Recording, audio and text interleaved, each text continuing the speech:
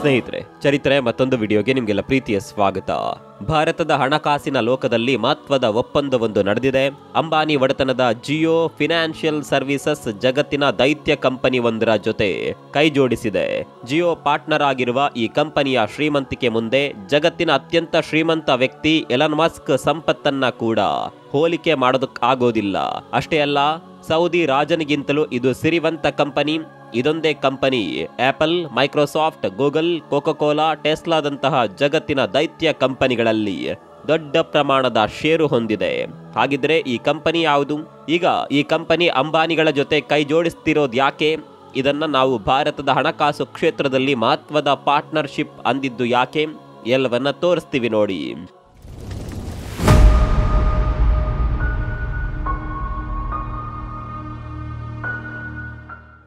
ಇಷ್ಟೊತ್ತು ನಾವು ಮಾತನಾಡಿದ್ದು ಅಮೆರಿಕದ ಬ್ಲ್ಯಾಕ್ ರಾಕ್ ಕಂಪನಿ ಬಗ್ಗೆ. ಇದು ಕೇವಲ ಅಮೆರಿಕನ್ ಕಂಪನಿ ಎನ್ನುವ ಕಾರಣಕ್ಕೆ ಫೇಮಸ್ ಅಲ್ಲ. ಇದು ಜಗತ್ತಿನ ಅತಿ ದೊಡ್ಡ ಅಸೆಟ್ ಮ್ಯಾನೇಜ್ಮೆಂಟ್ ಕಂಪನಿ, ಅಂದ್ರೆ ಜಗತ್ತಿನ ಅತಿ ದೊಡ್ಡ ಹೂಡಿಕೆ ನಿರ್ವಹಣಾ ಸಂಸ್ಥೆ. ನಿಮ್ಗೆ ಅರ್ಥ ಆಗುವಂತೆ ಹೇಳೋದಾದರೆ, ಜನರಿಂದ ಹಣ ತೆಗೆದುಕೊಂಡು ಆ ಹಣವನ್ನ ಸ್ಟಾಕ್ ಮಾರ್ಕೆಟ್ ಸೇರಿದಂತೆ ಬೇರೆ ಬೇರೆ ಕಡೆ ಹೂಡಿಕೆ ಮಾಡಿ ಲಾಭ ಗಳಿಸಿಕೊಡುವ ಕಂಪನಿ. ಆ ರೀತಿ ಈ ಕಂಪನಿ ಎಷ್ಟು ಹಣ ಮ್ಯಾನೇಜ್ ಮಾಡ್ತಿದೆ ಎಂದು ನಿಮ್ಗೆ ಗೊತ್ತಾ? ಉಸಿರು ಬಿಗಿ ಹಿಡಿದು ಕೇಳಿಸ್ಕೊಳ್ಳಿ. ಬರೋಬ್ಬರಿ $11.5 ಟ್ರಿಲಿಯನ್. ಸ್ನೇಹಿತರೆ, $1 ಟ್ರಿಲಿಯನ್ ಅಂದ್ರೆ ಈಗಿನ ರೂಪಾಯಿ ಲೆಕ್ಕದಲ್ಲಿ ಸುಮಾರು 85 ಲಕ್ಷ ಕೋಟಿ ರೂಪಾಯಿ. ಅಂಥದ್ರಲ್ಲಿ $11.5 ಟ್ರಿಲಿಯನ್ ಅಂದ್ರೆ ಎಷ್ಟಾಯ್ತು? ಹೆಚ್ಚು ಕಡಿಮೆ 1,000 ಲಕ್ಷ ಕೋಟಿ ರೂಪಾಯಿ, ಅಥವಾ ಕೋಟಿಗಳನ್ನೇ ಕೋಟಿ ಬಾರಿ ಹಾಕಬೇಕು. ಒಂದರ ಮುಂದೆ 15 ಸೊನ್ನೆ ಹಾಕಬೇಕು. ಅಷ್ಟು ಹಣವನ್ನ ಬ್ಲ್ಯಾಕ್ ರಾಕ್ ಮ್ಯಾನೇಜ್ ಮಾಡ್ತಿದೆ. ಕಂಪ್ಯಾರಿಸನ್ಗೆ ಏನ್ ಹೇಳಬೇಕು ಅಂದ್ರೆ, ಭಾರತದ ಸದ್ಯದ ಆರ್ಥಿಕತೆ ಗಾತ್ರನೇ $4.19 ಟ್ರಿಲಿಯನ್. ಅಂದ್ರೆ ಭಾರತದ ಆರ್ಥಿಕತೆಗಿಂತಲೂ ಆಲ್ಮೋಸ್ಟ್ 3 ಪಟ್ಟು ಹೆಚ್ಚು ಹಣವನ್ನ ಬ್ಲ್ಯಾಕ್ ರಾಕ್ ಮ್ಯಾನೇಜ್ ಮಾಡ್ತಿದೆ. ಅಥವಾ ಭಾರತಕ್ಕಿಂತ ದೊಡ್ಡ ಆರ್ಥಿಕತೆಗಳಾದ ಜಪಾನ್, ಜರ್ಮನಿ ಎಕಾನಮಿಗಳನ್ನ ಕೂಡ ಒಟ್ಟಿಗೆ ಸೇರಿಸಿದ್ರು ಅದಕ್ಕಿಂತ ಜಾಸ್ತಿ ಹಣ ಬ್ಲ್ಯಾಕ್ ರಾಕ್ ಬಳಿ ಇದೆ. ನಿಮ್ಗೆ ಗೊತ್ತಿರ್ಲಿ, ವಿಶ್ವದ ನಂಬರ್ 1 ಶ್ರೀಮಂತ ಎಲನ್ ಮಸ್ಕ್ ಆಸ್ತಿ ಮೌಲ್ಯ ಈಗ ಸುಮಾರು $230 ಬಿಲಿಯನ್. ಅದಕ್ಕಿಂತ 50 ಪಟ್ಟು ಹಣ ಬ್ಲ್ಯಾಕ್ ರಾಕ್ ಖಜಾನೆಯಲ್ಲಿದೆ.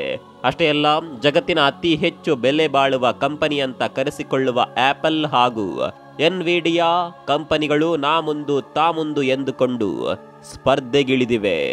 ಆದರೆ ಆ ಎರಡೂ ಕಂಪನಿಗಳ ಒಟ್ಟು ಆಸ್ತಿ ಸೇರಿಸಿದ್ರೂ ಬ್ಲ್ಯಾಕ್ ರಾಕ್ ಮ್ಯಾನೇಜ್ ಮಾಡ್ತಿರುವ ಹಣದ ಅರ್ಧದಷ್ಟಾಗುತ್ತೆ ಅಷ್ಟೇ. ಜಗತ್ತಿನ ಅತಿ ಶ್ರೀಮಂತ ರಾಜಕುಟುಂಬ ಎಂದು ಕರೆಸಿಕೊಳ್ಳುವ ಸೌದಿ ರಾಯಲ್ ಫ್ಯಾಮಿಲಿ ಆಸ್ತಿ ಕೂಡ ಬ್ಲ್ಯಾಕ್ ರಾಕ್ ಎದುರು ಅರ್ಧಕ್ಕರ್ಧ ಚಿಕ್ಕದಾಗಿ ಕಾಣಿಸುತ್ತೆ. Microsoft, Amazon, Pfizer, Coca Cola, Pepsi, Netflix, ಟೆಸ್ಲಾದಂತಹ ದೊಡ್ಡ ದೊಡ್ಡ ಕಂಪನಿಗಳಲ್ಲಿ ದೊಡ್ಡ ದೊಡ್ಡ ಸಾಂಸ್ಥಿಕ ಹೂಡಿಕೆದಾರರು ಯಾರು ಎನ್ನುವ ದಾಖಲೆ ಕೆದಕಿದ್ರೆ ಅಲ್ಲೆಲ್ಲ ಒಂದು ಕಂಪನಿಯ ಹೆಸರು ಎದ್ದು ಕಾಣಿಸುತ್ತೆ, ಅದು ಕೂಡ ಬ್ಲ್ಯಾಕ್ ರಾಕ್. ಇಂತಹ ಬ್ಲ್ಯಾಕ್ ರಾಕ್ ಈಗ ಭಾರತಕ್ಕೆ ಎಂಟ್ರಿ ಕೊಡ್ತಿದೆ.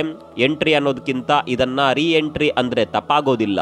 ಯಾಕಂದ್ರೆ 2008ರಲ್ಲೇ ಈ ಬ್ಲ್ಯಾಕ್ ರಾಕ್ DSP ಗ್ರೂಪ್ ಎನ್ನುವ ಕಂಪನಿ ಜೊತೆಗೂಡಿ ಭಾರತಕ್ಕೆ ಬಂದಿತ್ತು. ಆದರೆ ಅದೇನಾಯ್ತೋ ಗೊತ್ತಿಲ್ಲ. ಬಂದ ದಾರಿಗೆ ಸುಂಕ ಇಲ್ಲ ಎಂದು 2018ರಲ್ಲಿ ವಾಪಸ್ ಹೋಗಿತ್ತು. ಆದರೆ ಈಗ ಮತ್ತೊಮ್ಮೆ ಅಂಬಾನಿಗಳ ಆಹ್ವಾನದಿಂದ ಬ್ಲ್ಯಾಕ್ ರಾಕ್ ಭಾರತಕ್ಕೆ ಬರ್ತಿದೆ. ಈ ಜಿಯೋ ಬ್ಲ್ಯಾಕ್ ರಾಕ್ ಪಾರ್ಟ್ನರ್ಶಿಪ್ ಬಗ್ಗೆ ಪಿನ್ ಟು ಪಿನ್ ಮಾಹಿತಿ ಕೊಡ್ತಾ ಹೋಗ್ತೀವಿ ನೋಡಿ. ಸ್ನೇಹಿತರೆ, ಇಲ್ಲಿ ಈಗಾಗಲೇ ಒಂದು ಪ್ರಶ್ನೆ ನಿಮ್ಮ ತಲೆ ಕೊರೆಯಲು ಶುರು ಮಾಡಿರಬಹುದು. ಈ ಬ್ಲ್ಯಾಕ್ ರಾಕ್ ಕಂಪನಿ ಹತ್ರ ಇಷ್ಟೆಲ್ಲ ಹಣ ಇದ್ರು ಇದ್ಯಾಕೆ ಜಗತ್ತಿನ ನಂಬರ್ 1 ಕಂಪನಿ ಅಲ್ಲ? ಆಪಲ್, ಎನ್ವಿಡಿಯಾ $3-4 ಟ್ರಿಲಿಯನ್ ಸಂಪತ್ತು ಇಟ್ಕೊಂಡೆ ಜಗತ್ತಿನ ನಂಬರ್ 1 ಕಂಪನಿ ಆಗಲು ಪ್ರಯತ್ನ ಪಡ್ತಿವೆ. ಅಂಥದ್ರಲ್ಲಿ $11.5 ಟ್ರಿಲಿಯನ್ ಹಣ ಇದ್ರು ಬ್ಲ್ಯಾಕ್ ರಾಕ್ ಹೆಸರು ಎಲ್ಲೂ ಕೇಳಿ ಬರಲ್ವಲ್ಲ ಯಾಕೆ ಎನ್ನುವ ಸಂದೇಹ ಬರಬಹುದು. ಕಾರಣ ಇಷ್ಟೇ, ಹೇಗೆ ಬ್ಯಾಂಕ್ನಲ್ಲಿರುವ ಹಣವೆಲ್ಲ ಬ್ಯಾಂಕ್ನ ಸ್ವಂತ ಹಣವಲ್ವೋ, ಅದೇ ರೀತಿ ಅಸೆಟ್ ಮ್ಯಾನೇಜ್ಮೆಂಟ್ ಕಂಪನಿಗಳ ಹತ್ರ ಇರುವ ಹಣ ಕೂಡ ಅವರ ಸ್ವಂತ ಹಣವಲ್ಲ. ಬ್ಲ್ಯಾಕ್ ರಾಕ್ ಬಳಿ ಇರುವ ಹಣವೆಲ್ಲ ಕೋಟ್ಯಾಂತರ ಜನ ಮ್ಯೂಚುವಲ್ ಫಂಡ್, ETF ಗಳಂತಹ ಹೂಡಿಕೆ ಸಾಧನಗಳಲ್ಲಿ ಹಾಕಲು ಕೊಟ್ಟಿರುವ ಹೂಡಿಕೆ ಹಣ. ಒಂದಲ್ಲ ಎರಡಲ್ಲ, 100ಕ್ಕೂ ಹೆಚ್ಚು ದೇಶಗಳ ಜನ ಬ್ಲ್ಯಾಕ್ ರಾಕ್ ಕಂಪನಿ ಮೂಲಕ ತಮ್ಮ ಹೂಡಿಕೆ ಮಾಡಿದ್ದಾರೆ. ಅಂದ್ರೆ ಇದೊಂದು ಮಲ್ಟಿನ್ಯಾಷನಲ್ ಇನ್ವೆಸ್ಟ್ಮೆಂಟ್ ಕಂಪನಿ. ಈಗ ಈ ಕಂಪನಿ ಅಂಬಾನಿಗಳ ಒಡೆತನದ ಜಿಯೋ ಫಿನಾನ್ಷಿಯಲ್ ಸರ್ವಿಸಸ್ ಲಿಮಿಟೆಡ್ ಅಥವಾ JFSL ಜೊತೆ ಸೇರಿ ಹೊಸ ಕಂಪನಿಗೆ ಜನ್ಮ ಕೊಟ್ಟಿದೆ. ಅದೇ ಜಿಯೋ ಬ್ಲ್ಯಾಕ್ ರಾಕ್.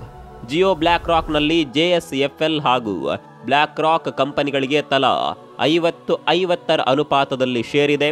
2023ರಲ್ಲೇ ಈ ಜಿಯೋ ಬ್ಲ್ಯಾಕ್ ರಾಕ್ ಕಂಪನಿ ಸ್ಥಾಪನೆ ಬಗ್ಗೆ ಅನೌನ್ಸ್ಮೆಂಟ್ ಮಾಡಲಾಗಿತ್ತು. ಇದೀಗ ಕಳೆದ ಮೇನಲ್ಲಿ ಅಧಿಕೃತವಾಗಿ ಈ ಕಂಪನಿ ಲಾಂಚ್ ಆಗಿದೆ.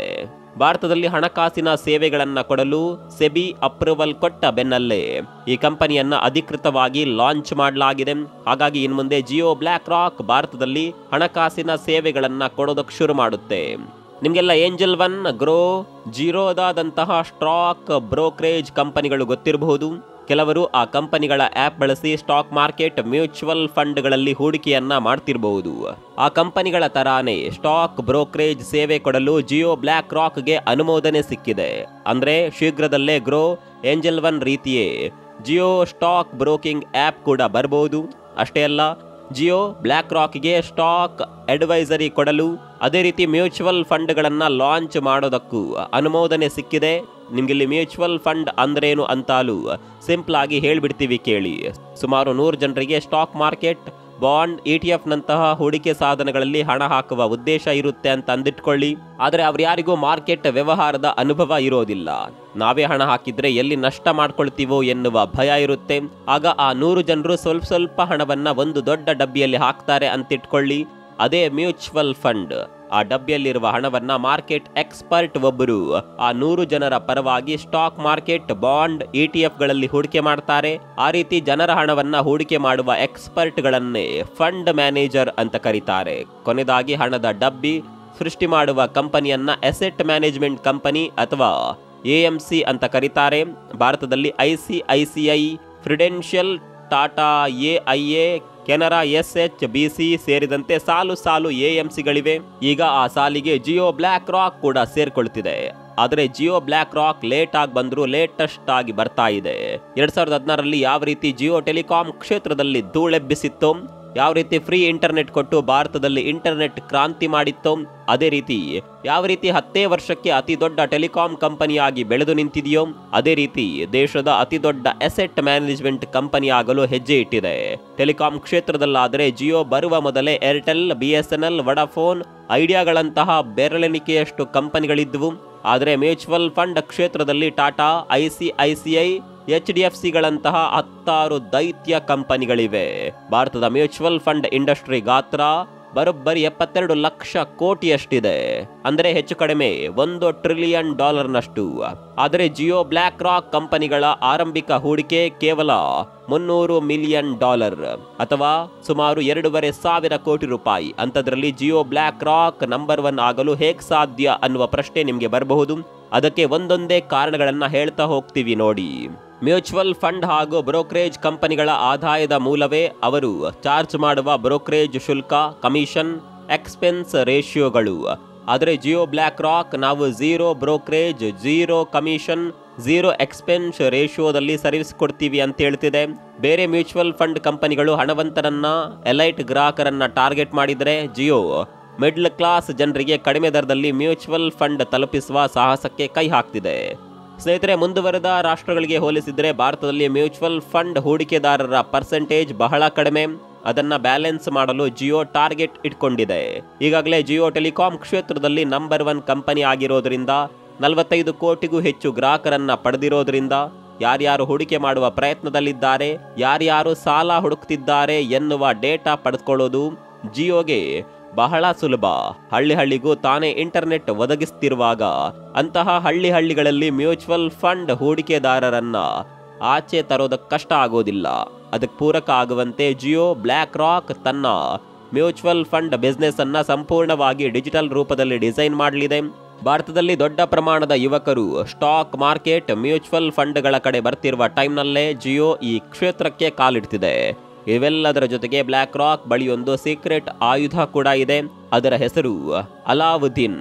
ಇದರ ವಿಸ್ತೃತ ರೂಪ asset liability derivative investment network ಅಂತ. ಇದೊಂದು super advanced software system. Artificial intelligence ಬಳಸಿ ಮಾರ್ಕೆಟ್ ಮುಂದಿನ ನಡೆಗಳನ್ನ ಊಹೆ ಮಾಡುತ್ತೆ. ಮಾರ್ಕೆಟ್ ರಿಸ್ಕ್ ಅನ್ನ ರಿಯಲ್ ಟೈಮ್ ನಲ್ಲಿ ಲೆಕ್ಕ ಹಾಕುತ್ತೆ.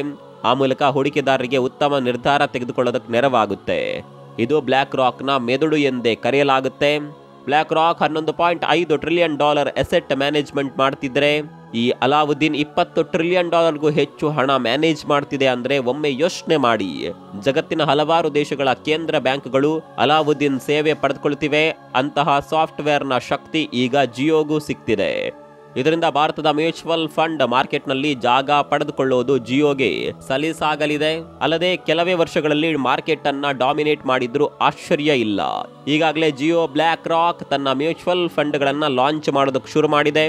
Jio BlackRock liquid fund, Jio BlackRock money market fund, Jio BlackRock overnight ಫಂಡ್ಗಳು ಮಾರ್ಕೆಟ್ಗೆ ಬರ್ತಿವೆ. ಮುಂದೆ small cap, mid cap, large cap ಹೀಗೆ ಸಾಕಷ್ಟು ವೆರೈಟಿಗಳ ಮ್ಯೂಚುವಲ್ ಫಂಡ್ಗಳು ಮಾರ್ಕೆಟ್ಗೆ ಲಗ್ಗೆ ಇಡೋದು ಗ್ಯಾರಂಟಿ. ಜಿಯೋ ಬ್ಲಾಕ್ ರಾಕ್ನ ಈ ಹೊಸ ಸಾಹಸದ ಬಗ್ಗೆ ನಿಮ್ಗೆ ಏನನ್ಸುತ್ತೆ ಕಾಮೆಂಟ್ ಮಾಡಿ.